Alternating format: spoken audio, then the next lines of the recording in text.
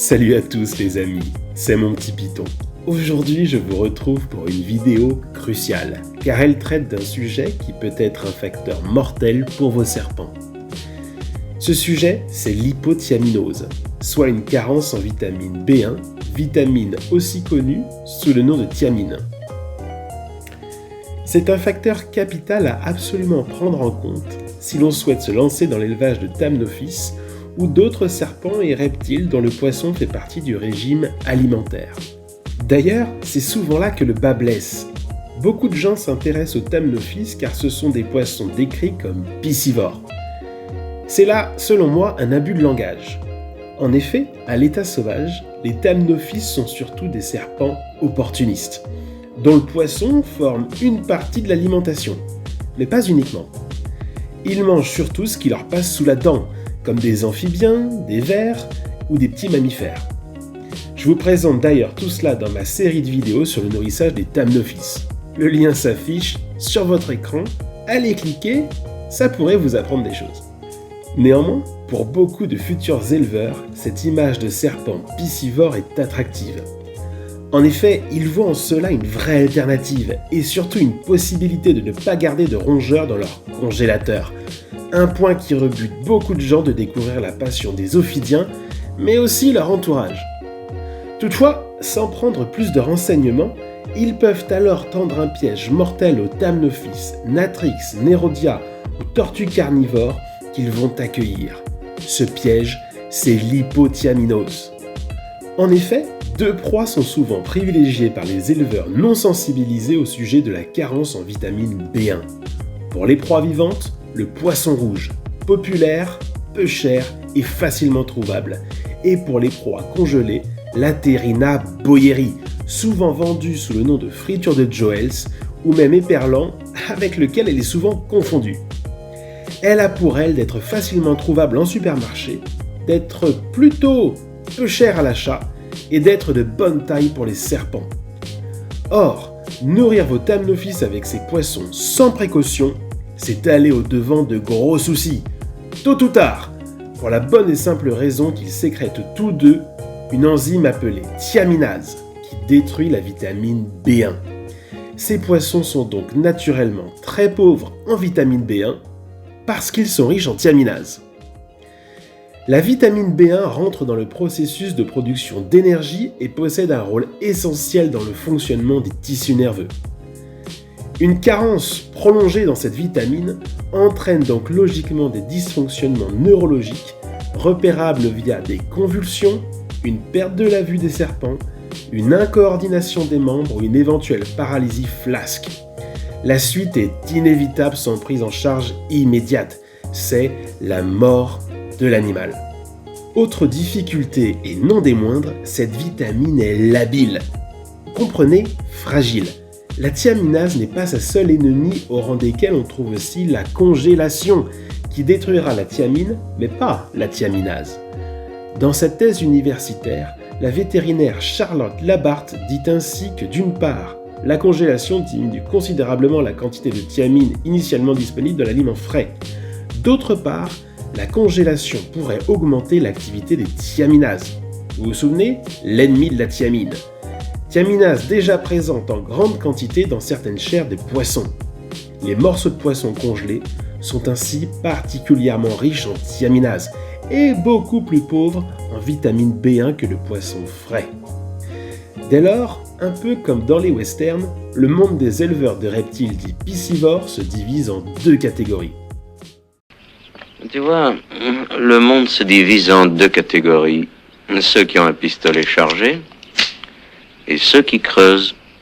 Toi, tu creuses.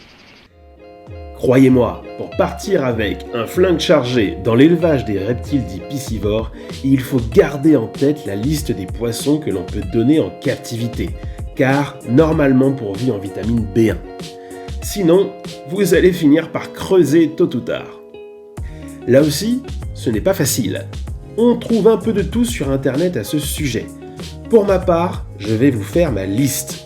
Celle-ci est établie à partir de l'expérience d'éleveurs chevronnés, mais aussi de thèses universitaires.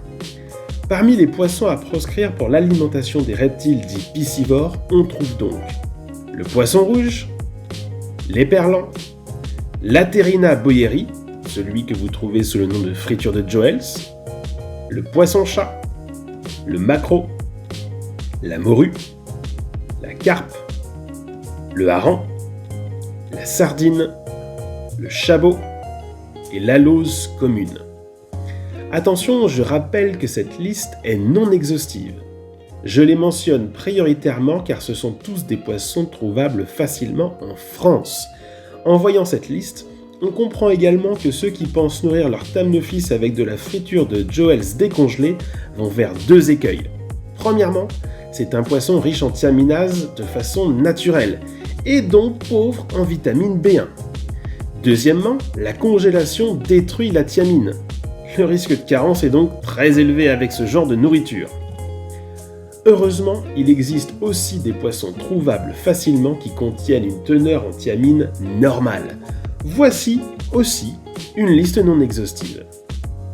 Le saumon, la truite, les mollies, platies, guppies, l'anguille, les gardons, les goujons. Toujours selon la vétérinaire Charlotte Labarthe, il est aussi préférable, si possible, de donner des proies vivantes en ce qui concerne les poissons. Je la cite, de façon plus générale, la distribution de poissons vivants ou fraîchement tués suffit généralement à prévenir la carence en vitamine B1. Vous aurez compris que cela évite le processus de congélation, qui est souvent à l'origine des problèmes de thiamine. Enfin, il est bon de savoir que les rongeurs sont riches en vitamine B1, de même que les vers de terre et les têtards. Attention toutefois, je rappelle que ces derniers sont pour la plupart protégés. La solution la plus simple pour éviter les désagréments et les dangers liés à la carence de vitamine B1 est peut-être de supplémenter tout simplement les aliments faibles en thiamine. Une dose de 20 mg de thiamine par kilo de poids et par jour semble être appropriée. On peut aussi saupoudrer d'un peu de levure de bière certains aliments, car elle est très riche en vitamine B1. Enfin, sachez que si elle est détectée à temps, la carence en thiamine peut être soignée par votre vétérinaire en peu de temps.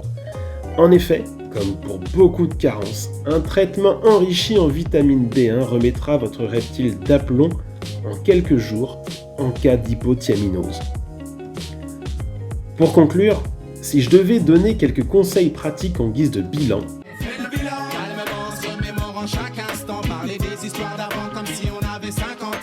ce serait tout d'abord d'être bien renseigné sur la question de la thiamine.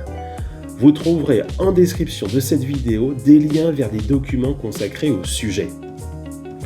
De plus, variez les repas de votre reptile. Cela vous permettra d'en savoir plus sur ses goûts, car oui, votre serpent a des préférences qui lui sont propres, et aussi de rendre vos observations encore plus intéressantes et riches, tout en veillant à éviter au maximum les problèmes dus à la carence de la vitamine B1. Si possible, privilégiez la nourriture fraîche et non congelée, en ce qui concerne les poissons notamment. Si vous n'avez que du congelé, supplémentez vos poissons en vitamine B1. Enfin, et si votre déontologie personnelle vous l'autorise, donnez des petits poissons vivants. Les poissons tropicaux type molly, guppy, platy conviennent très bien. Rappelez-vous que plus la nourriture est fraîche, meilleure elle est en ce qui concerne le sujet de la thiamine. Enfin, observez vos animaux. Apprenez à les connaître, à les comprendre. Ainsi, en cas de comportement anormal, contactez vite votre vétérinaire. Normalement, après vous avoir dit tout cela, tout devrait rouler. C'est donc le moment pour moi de vous saluer bien bas, vous et vos bêtes à écailles. À la prochaine!